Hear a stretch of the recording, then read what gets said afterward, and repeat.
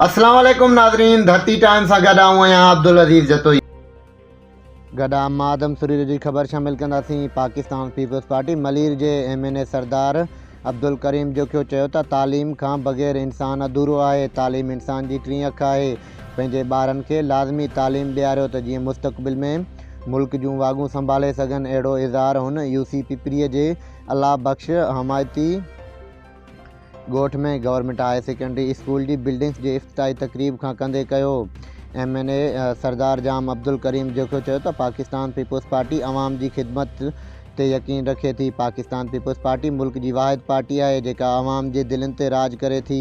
सरदार जाम अब्दुल करीम जोखियो चयो त सिंध हुकूमत तालीम जी तरक़ी लाइ तमामु घणा कम कया आहिनि। अवाम खे घुरिजे त पंहिंजे इलाइक़े में सरकारी स्कूलनि जे मालिकनि ॿारनि खे स्कूल में दाख़िल कराइनि। स्कूलनि में सहूलतुनि जी खोट ऐं ॿियनि मसइलनि बाबति तालीम खाते जे चूंडियल नुमाइंदनि सां राब्तो कनि ऐं त जीअं सरकारी स्कूलनि खे बहितर बणाए सघिजे। हुन चयो त नियाणियुनि खे तालीम लाज़मी ॾियारी वञे।